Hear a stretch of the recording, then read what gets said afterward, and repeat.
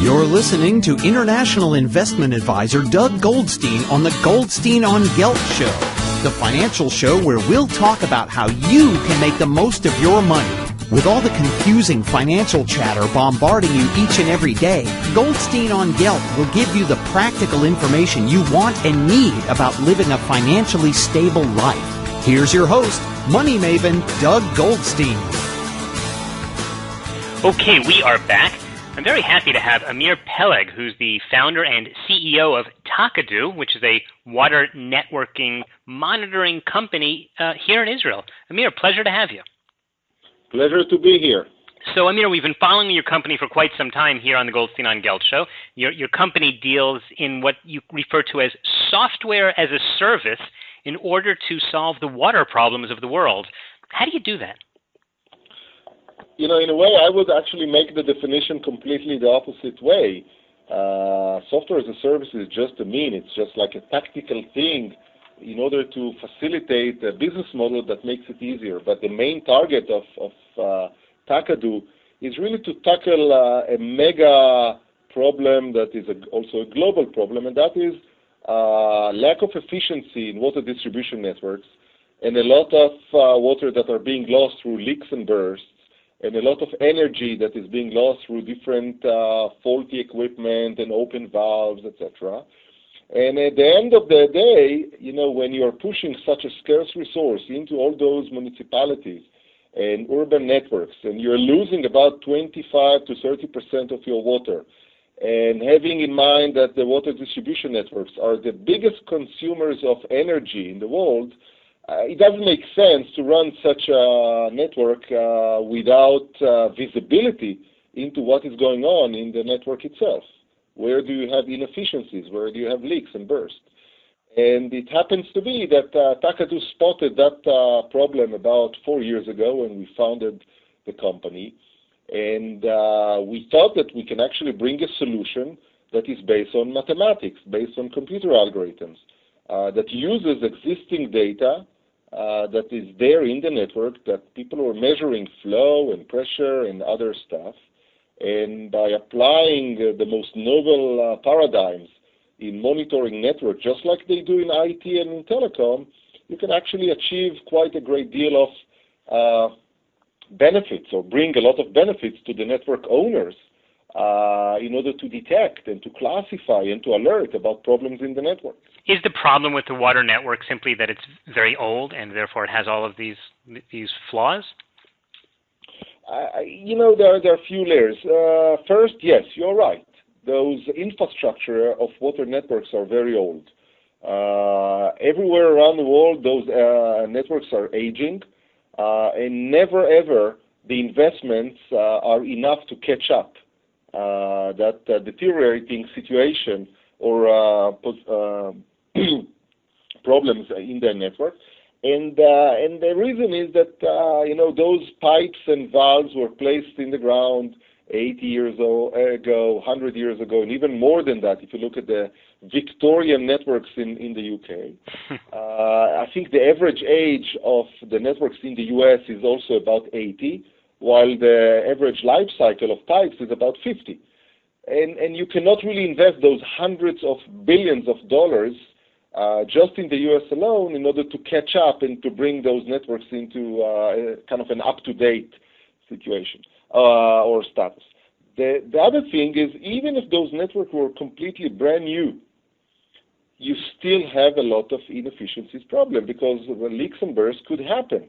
You have technicians that are taking care of the network and they might leave a valve open. You install a meter. You want to make sure that you are measuring the right stuff at the right place in an adequate way. And if that meter is becoming faulty or uncalibrated, you want to know about that as soon as it happens. So, you know, even in computer networks that have been there only 10 years ago or a year ago, you have monitoring layers and monitoring pieces of software that alerts when something goes wrong. And that's exactly what we're bringing to the water industry. A layer that is based on the latest and all the big buzzwords in software and mathematics, but essentially provides visibility to the network directors about what's going on in your network. So we are bringing, in a way, in a in a nice way, I'll put it, we're bringing light into a dark area. So fundamentally, you're looking at how much water goes into the system and then making sure that the amount on the other end that comes out is pretty much the same? Well, I tend always to say, yes, you're right, but in this case, it's not exactly the case. It's very difficult to really quantify and measure exactly how much water are going in and how much water are going out. If you measure that on an annual basis or monthly basis, you can do a little bit of math, and indeed, there are some methods that are kind of doing that. But if you want to do things in real time and to alert about problems when problems happen, what we are doing is, in a way, we're looking for patterns in the data and different correlations between different data points, so that you can actually have like a 24/7 watchdog which listens to the network through those different meters and sensors that exist, that are already out there, and transmit their information, raw data, in real time. And what we've created is we created some sort of like a black box that gets all that data in real time, and through analysis of the different patterns and different data structures and different correlation levels, will spot anomalies, comparing it to the normal behavior of the network. So if you take historical data sets and you say, well, now I can actually see when flow is going up and when the flow is going down, and the different behavior of the network over the weekend and over Christmas and over Jewish holidays. Once you figure that out in terms of creating some sort of a baseline of this is the pattern of behavior of the network, now the purpose of the algorithms is to get the data in real time and to spot anomalies. Mm-hmm. We are talking with Amir Peleg, who's the head of a company called TaKaDu, which is an Israeli company that has developed a pioneering method for networking, for monitoring the water networks. In fact, the company has been named as the best clean tech company in Europe and Israel by the Clean Tech Group and The Guardian, and as a technology pioneer from the World Economic Forum. So the company is really on the cutting edge of something that's critically important in the world, which is water. Amir, one of the things that you've spoken about is that there's been a problem with lack of innovation in the whole water sector. What do you mean by that? I'll tell you a story. 2 years ago, we won this prestigious award by Davos, the World Economic Forum. And here I am, January 2 years ago, invited to Davos with all the world leaders, and they invited me to sit on a panel in front of a large audience, and I was supposed to represent the water scarcity.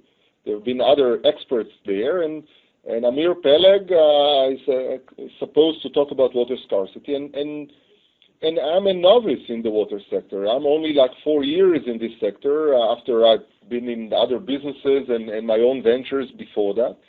And I shared with everyone that at the end of the day, the real scarcity we have is not necessarily just in water. There are better experts than me to tell about water scarcity.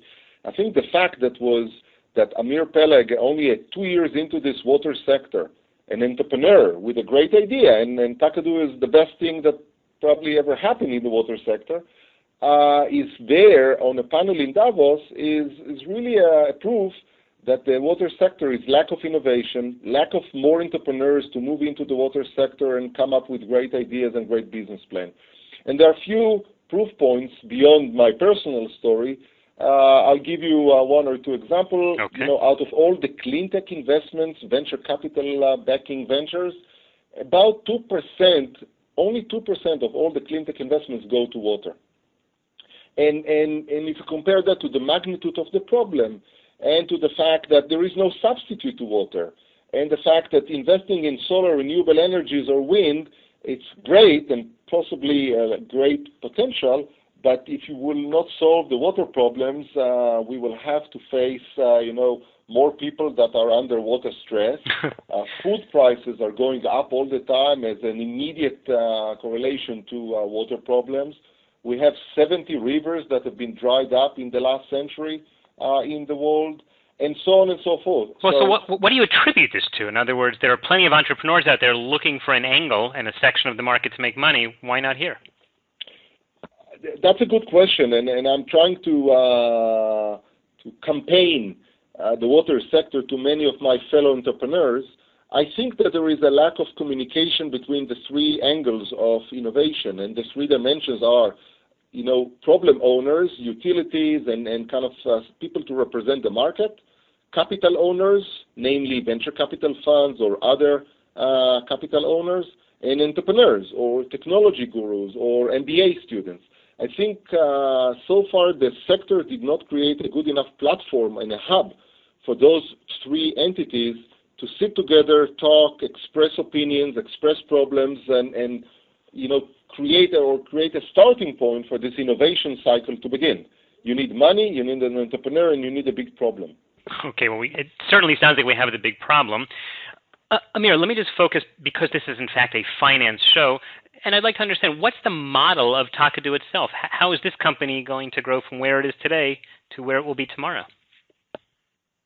We need first to define where TaKaDu is going to be tomorrow.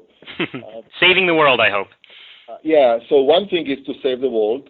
The other thing is really to make a lot of money. And the third is really to take the company hopefully public and really create a name and a sustainable solution that will just grow within the water sector and possibly even beyond the water sector. So now you're looking to build your client base. Exactly. And who are the clients? Who are the companies or the people that come to you or that you go to? So we are building our customer base. It's bidirectional. We are chasing all market opportunities in different parts of the world. We have today customers in Australia, in Chile, in Europe, in the UK, in Israel, and we are growing in different places in Asia and Latin America. We are working through a fabric of channel partners that are distributing our solution, and they are pitching to all their market contacts that the novelty and the advantages of the TaKaDu solution. And in many cases, people are approaching us. So if you have utility, we just had recently a very big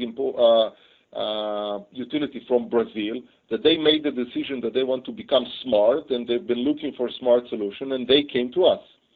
And the one thing about the business model of TaKaDu that makes it easy for us to scale is this software as a service, because what we offer is based on existing data at the network level, and the fact that we do not force them to buy anything, not even a single server. All they need is just an IT connection to our cloud-based service, which is hosted by Amazon. We are in relatively good shape to say, well, from decision until the system or the service is live and running, it's only a matter of a couple of weeks. And that's no time, that's zero in the terminology of water people. Mm-hmm. And that makes it very easy for us to scale globally as well, because I don't care if the customer is in Asia or in Latin America, it's the same process that can be done remotely.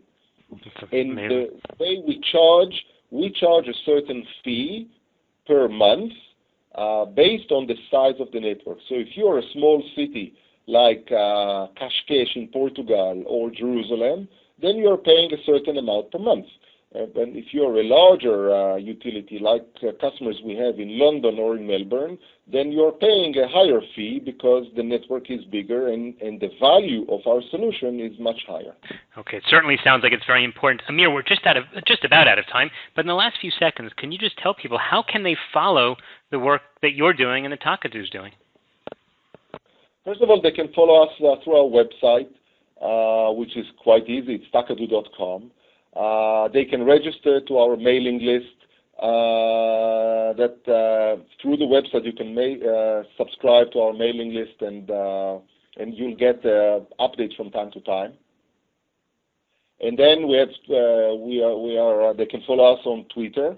One more thing to comment is that we are the founders of an international industry forum called SWAN Forum, mm-hmm. which puts together all the different components of smart water network, and being one of the first. I'm the chairman of SWAN, and we are leading SWAN together with many other companies. We have something like 80 members in SWAN, pushing forward the whole notion of smart grid. And I'll tell you that from time to time, every time we have an interesting press release, I am getting sometimes personal emails from different people asking where they can buy TaKaDu shares, in which stock we are traded, stock exchange.